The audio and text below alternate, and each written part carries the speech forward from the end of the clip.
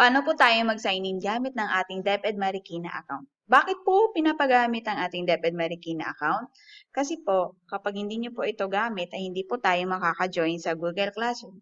So, paano po tayo maka-sign in? Una, type nyo po ang google.com sa inyong browser. Then, i-click nyo po dito sa taas ang sign in. Ayan, lalabas po ang mga sumusunod na account. Kung wala pa dyan yung account ng DepEd Marikina ninyo, huwag nyong i-click. Pero kapag nandyan na, i-click nyo lang ito. Tapos, i-type nyo yung password and then next, sign in na.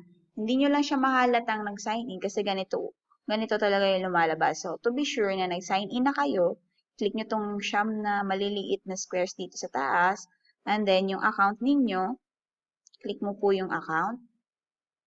Lalabas po yan patibay na kayo ay naka-sign in na. Pwede po kayong magpalit ng picture kapag i-click nyo to. Siguraduhin nyo lang na alam nyo kung saan nyo siya na-save. Okay, balik po tayo. Paano po kung wala dito yung account na isa-sign in mo? Mag-sign out. Kunwari, sign out. Tapos wala pala yung account mo doon. Sign out ka. And then sign in, use another account. DepEd Marikina pa din. For example, kanina yung si 160029 Gabarda Q.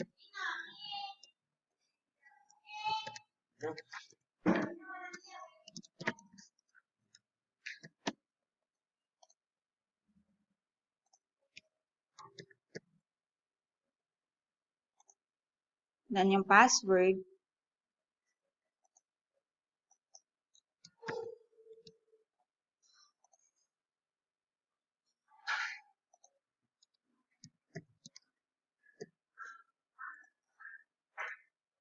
Ayan. So, magsa-sign in na po siya. Lalabas na po agad. So, pwede kayo magpalit ng picture. Mag-a-upload lang kayo or kung saan nyo na-save, select photos. Kung meron na, your photos. Yan, mag-a-upload lang po. Tapos, hahanapin nyo kung saan nyo nakasave yung picture nyo.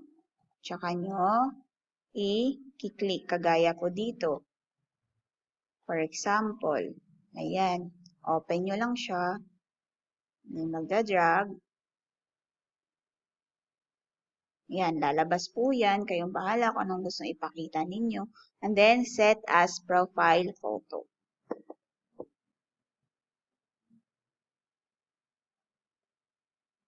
Okay po, that's all.